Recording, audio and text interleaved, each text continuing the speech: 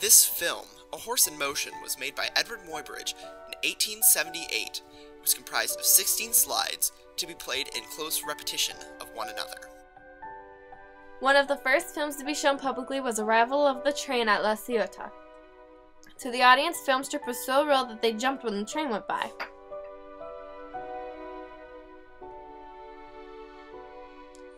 This film was produced by Lumiere Films, which the Lumiere brothers owned.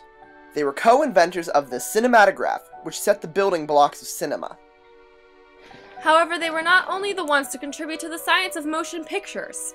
Edward Muybridge was the first to think of the process and to make simple tests on the possibility, and created A Horse in Motion. Thomas Edison invented the kinetoscope, which is what the Lumiere brothers improved upon in their work. Edison used his kinetoscope to make simple field videos to record mundane events of life, such as his record of a sneeze. But the big question is, why are video cameras so important? We use a television set nearly every day. Nearly everything we see on the telly was recorded by a video camera. We can learn about what is happening across the world and see it happening with video cameras.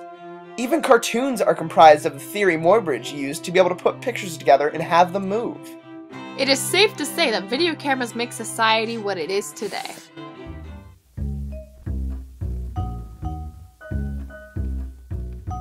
Back in the 1870s, the land Rancho La Brea was an agricultural community whose economy was based on farming.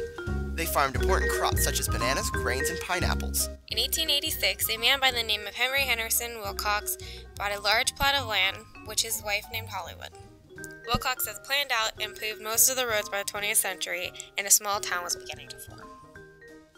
The community began to struggle due to the lack of water, but the community was revived when the Nestor Company, a budding film industry, started recording films after hours in a tavern. This created a radical change in society for Hollywood, where entrepreneurs invaded the city along with enormous numbers of workers who were needed to produce the films. The economy burst as new buildings sprung up to meet the incoming people. Soon thereafter, residential areas formed such as Beverly Hills, and Hollywood's buildings began to be entirely focused on films, much as they are today.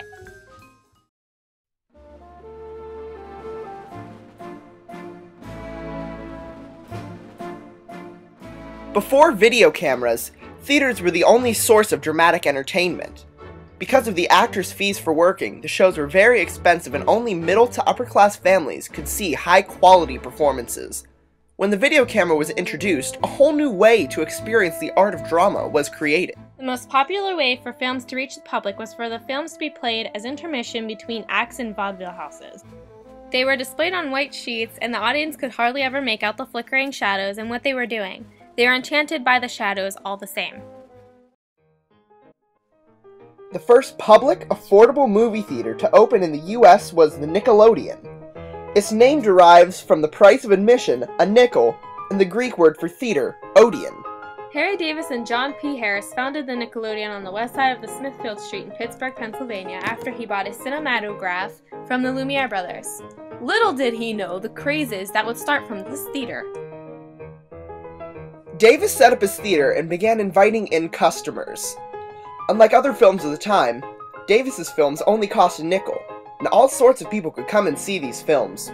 The first film to be shown in the Nickelodeon was The Great Train Robbery, which would lay the foundation of every gunslinging cowboy movie ever made.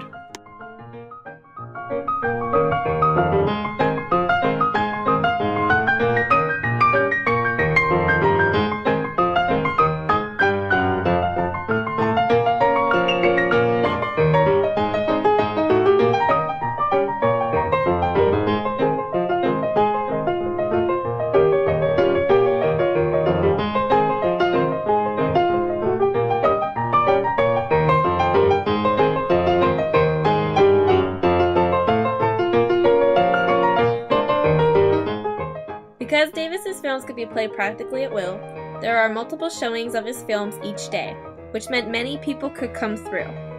Nearly a dozen Nickelodeons were scattered throughout Pittsburgh, yielding massive profit. Davis didn't have to pay his performers, which meant even more profit. Within 2 years, there were nearly 8,000 theaters throughout the United States. The era of Nickelodeon theaters was short-lived, but it's left its mark on history all the same.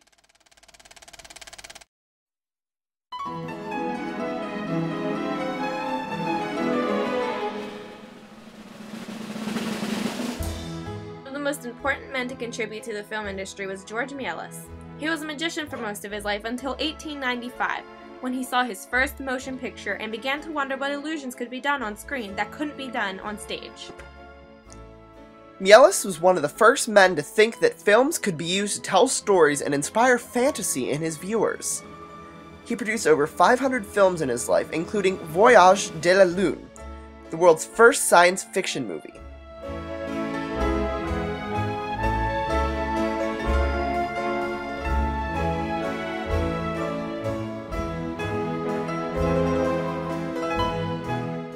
These films ranged from comedy sketches to deep plots, but all filled with illusion and merriment, the signature of his work.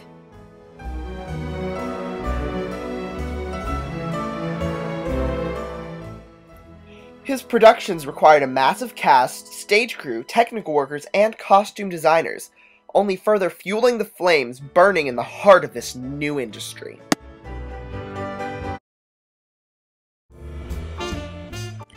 With all of these staggering contributions to our world as we know it, it is easy to comprehend the impact video cameras have had on everyday life.